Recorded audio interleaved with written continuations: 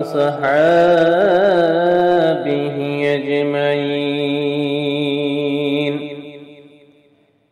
বন্ধুরা আমার ভাইরা আমার আমরা আলোচনা করতেছিলাম বিশ্বনবী জনাব মুহাম্মদ রাসূলুল্লাহ সাল্লাল্লাহু আলাইহি ওয়াসাল্লামের জীবনী সম্পর্কে। আজ আমরা আলোচনা করব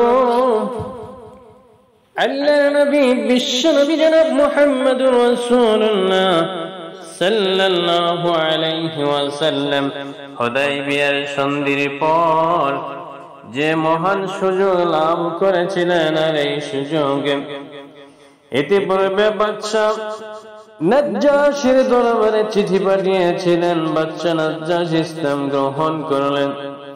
এরপর মিশরের সম্রাট মুআক্কিসের নামে পত্র পাঠালেন। নবী করিম সাল্লাল্লাহু আলাইহি ওয়াসাল্লাম মিশর ও ইস্কান্দারিয়ার সম্রাট জুরাইর বিন মাত্তার নামে একটি মূল্যবান পত্র গ্রহণ করেন। তার উপাধি ছিল মক্কা ওয়াসিস। পত্রখানার বিষয়বস্তু ছিল এরকম: বিসমিল্লাহির রহমানির রহিম।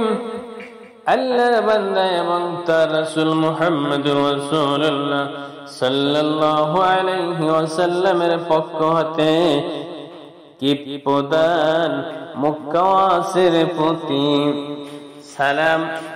তার উপরে যে হিদায়াত অনুসরণ করবে, তারপর আমি আপনাকে ইসলামের দাওয়াত দিচ্ছি। ইসলাম গ্রহণ করুন, শান্তিতে থাকবেন। ইসলাম গ্রহণ করুন, আল্লাহ আপনাকে দ্বিগুণ সওয়াব প্রদান করবেন। কিন্তু আপনি যদি মুখ ফিরিয়ে নেন, তাহলে কিতাবীগণের পাপ বর্তিবে আপনার উপরে। হ্যাঁ কিতাবীগণ, এমন একটি কথার প্রতি তোমরা এগিয়ে এসো যা আমাদের ও তোমাদের মাঝে সমান। তাই এই যে আল্লাহ ছাড়া কোনো কার উপাসনা করব না এবং কাউকে তার অংশীদার করব না। অধিকান্ত আমরা আল্লাহ ব্যতীত অন্য কাউকে রব বা প্রভু মানব না। অতঃপর তারা যদি মুখ ফিরিয়ে নেয়, তবে বলে দাও সাক্ষী থাকো আমরা মুসলমান। এ পত্রখানা পৌঁছানোর জন্য হাতিব বিন আবি বালতা রাদিয়াল্লাহু তাআলা আনহুকে মনোনীত করা হয়।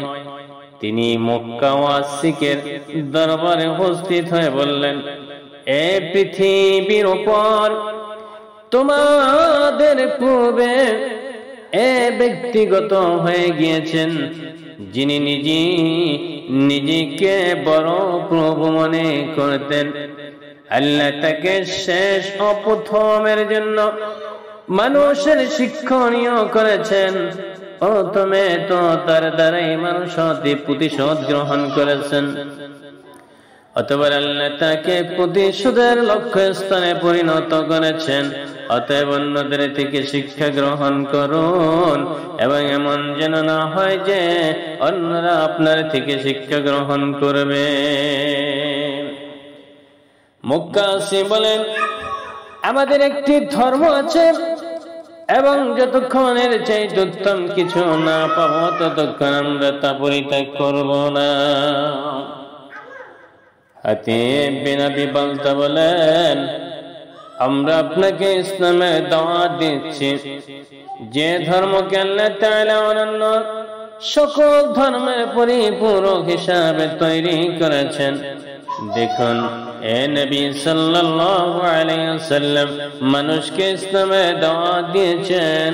কুরাইশের ব্যাপারে সবচাইতে শক্তভাবে তার বিরুদ্ধাচরণ করেছে এবং ইহুদিরা সবচাইতে বেশি শত্রুতা করেছে।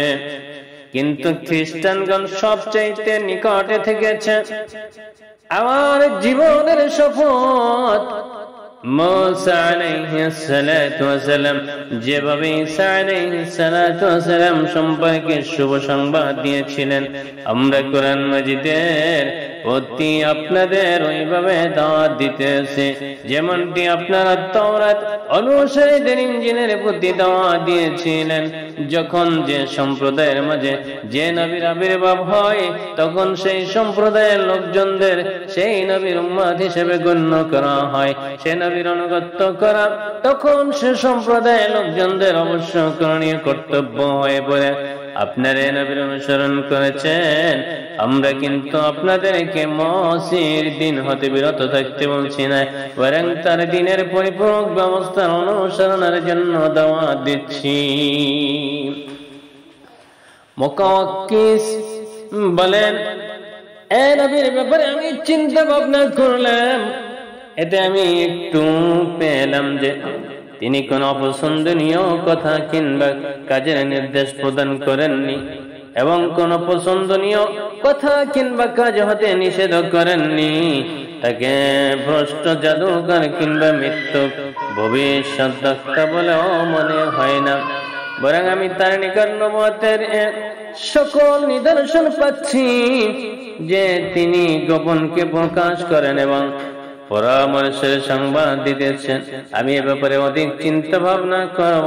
মুকাওয়াসিক নবী করিম সাল্লাল্লাহু আলাইহি সাল্লামের পত্রখানা হাতে নিয়ে অত্যন্ত সম্মানের সঙ্গে হাতির দাঁতের তৈরি একটি বাক্স রাখলেন এবং তাতে সিলমোহর লাগিয়ে তা যত্ন সহকারে রেখে দেওয়ার জন্য একজন দাসীর হাতে দিলেন।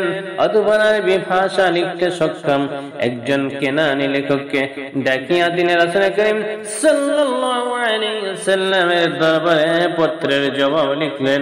বিসমিল্লাহির রহমানির রহিম। মুহাম্মদ বিন আব্দুল্লাহর পুত্র মহান মুকাওয়াক্কিস কিপ্তের পক্ষ হতে আপনি আমার সালাম গ্রহণ করুন। অতঃপর আপনার পত্র আমার হস্তগত হয়েছে। পত্রে উল্লিখিত আপনার কথাবার্তা ও দাওয়াত আমি উপলব্ধি করেছি। এখন যে একজন নবীর আবির্ভাব ঘটবে সে বিষয়ে আমার ধারণা হয়েছে। আমার ধারণা ছিল যে সাম্রাজ্য থেকে সে আবির্ভূত হবেন। আমি আপনার প্রণীত সংবাদ বাহকের যথাযোগ্য সম্মান ও ইজ্জত করলাম। আপনার প্রতি আমার গভীর শ্রদ্ধা নিদর্শন স্বরূপ আপনার খেদমতে দুটি দাসী পূরণ করলাম। কিপ্তিদের মাঝে যার মর্যাদার অধিকারিণী, অধিকন্তু আপনার পরিধানের জন্য কিছু পরিচ্ছদ এবং বাহন হিসাবে ব্যবহারের জন্য একটি খচ্চর পাঠালাম সামান্য ফুটকন হিসাবে। অতএব আপনার খিদমতে পুনরায় সালাম পেশ করলাম। মুকাওয়াসিকের অতিরিক্ত আর কিছুই লেখেননি। রাসূলুল্লাহ সাল্লাল্লাহু আলাইহি সাল্লামের প্রতি যথেষ্ট শ্রদ্ধা প্রদর্শন করলেও তিনি কিন্তু ইসলামের মধ্যে প্রবেশ করেননি। তার প্রণীত দাসী দুটির নাম ছিল মারিয়া ও শিরিন। খচ্চরের নাম ছিল দুলদুল। খচ্চরটি মুআবিয়ার সময় পর্যন্ত জীবিত ছিল। নবী করিম সাল্লাল্লাহু আলাইহি সাল্লাম মারিয়াকে বিবাহ করেন। তার গর্ভে নবী পুত্র ইব্রাহিম জন্ম লাভ করেন। শিরিনকে হাসান বিন সাবিত আনসারীর হাতে দেওয়া হয়।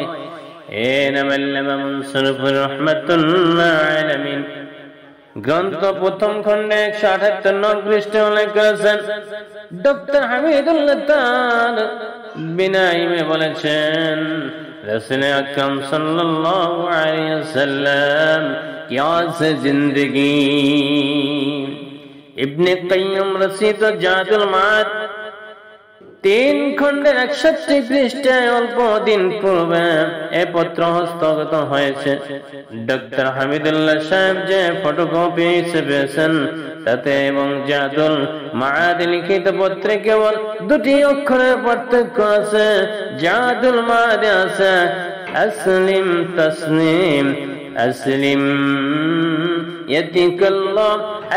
ডক্টর হামিদুল্লাহ কর্তৃক প্রকাশিত ফটোকপির পত্রে আছে ফাসলিম তসলাম ইয়াজুতিকাল্লাহ। এভাবে জাদুল মাদ আছে ইসমু আহলিল কিতাবি এবং পত্রে আছে ইসমুল কিপ্তি द्रवष्ट रसूल अकरम सल्लल्लाहु अलैहि वसल्लम की सियासी जिंदगी। पारस्य सम्राट खसरोपार्वतीर निकट पत्र। फोटो की गाना गाते हुए वीडियो बनाए, बस अपना। पारस्य सम्राट खसरोपार्वतीर निकट अल्लाह नबी पत्र पाठालेन। नबी करीम सल्लल्लाहु अलैहि वसल्लम पारस्य सम्राट किसरार निकट একটি পত্র প্রেরণ করেন। পত্রের বিষয়বস্তু ছিল এরূপ: আল্লাহর নবী সাল্লাল্লাহু আলাইহি ওয়াসাল্লাম তিনি লিখেন, বিসমিল্লাহির রহমানির রহিম। আল্লাহ রাসূল মুহাম্মদুর রাসূলুল্লাহ সাল্লাল্লাহু আলাইহি ওয়াসাল্লামের পক্ষ থেকে পারস্য সম্রাট কিসরার প্রতি সে ব্যক্তির উপর সালাম যে হেদায়েত অনুসরণ করবেন, আল্লাহ ও তার রাসূলের উপর বিশ্বাস স্থাপন করবে এবং সাক্ষ্য প্রদান করবে যে আল্লাহ ছাড়া অন্য কেউ উপাসনার যোগ্য নেই, আল্লাহ এক এবং অদ্বিতীয়, তার কোন অংশীদার নেই, এবং মুহাম্মদ রাসূলুল্লাহ সাল্লাল্লাহু আলাইহি ওয়াসাল্লাম তার বান্দা ও রাসূল। আমি আপনাকে আল্লাহর দিকে আহ্বান করেছি, কারণ আমি আল্লাহর পক্ষ থেকে মানব জাতির জন্য প্রণীত যাতে পাপাচারের খারাপ পরিণতি সম্পর্কে জীবিতদের সতর্ক করে দেওয়া যায় এবং কাফেরদের নিকট সত্য প্রকাশিত হয়, অর্থাৎ দলিল প্রমাণাদি পুরোপুরি কার্যকর থাকে। অতঃপর তুমি ইসলাম গ্রহণ করো, তাহলে নিরাপদ থাকবে, আর যদি তা অস্বীকার করো তাহলে তোমার উপর অগ্নিপূজকদের পাপ বর্তিবে।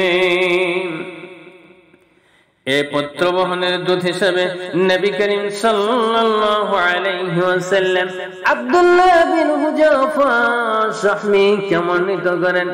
তিনি পত্রখানা বাহরাইনের প্রধানের নিকট সমর্পণ করেন, কিন্তু এক কথাটি জানা নেই যে বাহরাইনের শাসনকর্তা এই পত্রখানা তার নিজস্ব লোক মারফত কিসরার নিকট পাঠিয়েছিলেন, না আব্দুল্লাহ বিন হুযাফা সাহমীকে প্রেরণ করেছিলেন। যাই হোক, যখন পত্রখানা কিসরাকে পড়ে শোনানো হয়, সে তা ছিঁড়ে ফেলে দেয়, দাম্ভিকতার সঙ্গে বলল, আমার প্রজাদের অন্তর্ভুক্ত একজন নিকৃষ্ট দাস তার নিজ নাম আমার নামের পূর্বে লিখেছে। রাসূলুল্লাহ সাল্লাল্লাহু আলাইহি ওয়াসাল্লাম কিসরার ওই অদ্ভুতের কথা অবগত হলেন, তখন বললেন, আল্লাহ যেন তার সাম্রাজ্যকে ছিন্ন ভিন্ন বিনষ্ট করে ফেলেন, এবং যা তিনি বললেন বাস্তব ক্ষেত্রে তাই কার্যকর হয়ে গেল। অতঃপর কিসরা তার ইয়ামানের গভর্নর বাজানকে বলে লিখল যে দুজন কর্মঠ এবং শক্তিশালী লোক পাঠিয়ে হিজাজের সেই লোককে আমার দরবারে হাজির করো। কিসরার নির্দেশ অনুযায়ী বাজান দু ব্যক্তিকে মনোনীত করল এবং তাদের হাতে একটি পত্র রাসূল করিম সাল্লাল্লাহু আলাইহি ওয়াসাল্লামের নিকট প্রেরণ করল।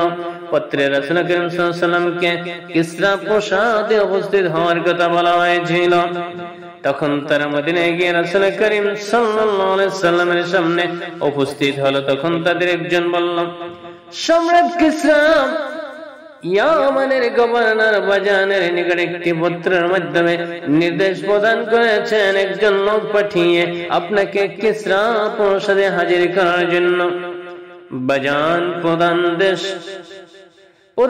সে নির্দেশ পালনার্থে আপনার নিকট আমাদের প্রেরণ করেছেন। অতএব আপনি আমাদের কিসরা প্রাসাদে চলুন। সঙ্গে সঙ্গে উভয় ধমকের সুরে কথাবার্তা বলল। রাসূল করিম সাল্লাল্লাহু আলাইহি ওয়াসাল্লাম বললেন, আগামীকাল সাক্ষাৎ করো। এদিকে মদিনায় যখন চিত্তাকর্ষক ঘটনা সংঘটিত হয়েছিল, তখন কিসরা প্রাসাদে খসরো পারভেজের পরিবারের তার বিরুদ্ধে এক বিদ্রোহের অগ্নিশিখা প্রচন্ড বেগে প্রজ্বলিত হচ্ছিল। এর ফলশ্রুতিতে কায়সারের সৈন্য দলের হাতে পারস্য সৈন্যের পর খসরুর ছেলে শিরওয়াই পিতাকে হত্যা করে সিংহাসন আরোহণ করে। এই ঘটনা সংঘটিত হয় 7ম হিজরি 10 জমাদিউল উলা মঙ্গলবার রাত্রে। এর মাধ্যমে রাসূলুল্লাহ সাল্লাল্লাহু আলাইহি ওয়াসাল্লাম এই ঘটনা সম্পর্কে অবহিত হন। পরবর্তী প্রভাতে যখন পারস্য প্রতিনিধি রাসূল সাল্লাল্লাহু আলাইহি ওয়াসাল্লামের দরবারে উপস্থিত হলো, তখন তিনি তাদেরকে এই ঘটনা সম্পর্কে অবহিত করেন। তারা বলল, বুদ্ধি শুদ্ধি কিছু আছে কি? আপনি কি বলেন? থেকে অনেক কিছু সাধারণ কথা আমরা আপনার অপরাধগুলোর অন্তর্ভুক্ত গণনা করেছি। তবে কি আপনার এই কথা বাদশার নিকট লিখে পাঠাবো? নবী করিম সাল্লাল্লাহু আলাইহি ওয়াসাল্লাম বললেন, হ্যাঁ, তাকে আমার সংবাদ জানিয়ে দাও এবং এক কথা বলে দাও যে আমার দিন ও আমার শাসন ওই পর্যন্ত পৌঁছবে যেখানে কিসরা পৌঁছেছে, বরং তার চাইতে অগ্রসর হয়ে ওই জায়গায় গিয়ে থামবে যার আগে উট এবং ঘোড়ার পা যাবে না। তোমরা উভয় তাকে কথা বলে দিবে যে যদি সে মুসলমান হয়ে যায় তাহলে তার আয়াত্তা দিন যা কিছু সমস্ত তাকে দিয়ে দেওয়া হবে এবং তাকে তোমাদের জাতির জন্য বাদশা করে দেওয়া হবে। এরপর তারা দুজন মদিনা থেকে যাত্রা করে বাজানের নিকটে গিয়ে পৌঁছলো এবং তাকে বিস্তারিত ভাবে সবকিছু অবহিত করলো। কিছু সময় পরে এমন একটি পত্র এলো যে শিরওয়াই আপন পিতাকে হত্যা করেছে। শিরওয়াই তার পত্র মাধ্যমে উপদেশ প্রদান করলো যে যে ব্যক্তি সম্পর্কে আমার পিতা তোমাদের পত্র লিখেছিল পুনরায় নির্দেশ না দেওয়া পর্যন্ত তাকে উত্তেজিত করবে না। এই ঘটনার ফলে বাজান এবং তার পারসীয় বন্ধুগণ যারা ইয়ামানে অবস্থান করেছিল মুসলিম হয়ে গেল। সুবহানাল্লাহ। বন্ধুরা আমার, ভাইরা আমার, আল্লাহ রাব্বুল আলামিন তার বন্ধুকে বিজয় দান করবেন। পৃথিবীর এমন কোন শক্তি নাই যাকে তিনি দাবিয়ে রাখতে পারেন। আল্লাহর নবী ধাপে ধাপে এক একজন করে পত্র লিখতে লাগলেন। পত্রের বদৌলতে কেউ মুসলমান হলো। আর পারস্য সম্রাট কায়সার তিনি যে উদ্ধতপূর্ণ আচরণ করলো, আল্লাহর নবীর সাথে সাথে তার জন্য বদদুয়া করলেন। আল্লাহ রাব্বুল আলামিন তার বদদুয়াকে কবুল করে নিলেন, যার কারণে এক সময় পারস্য কাসরা এবং কাসার ছিন্ন ভিন্ন হয়ে গেল। এমনকি আপন ছেলে তার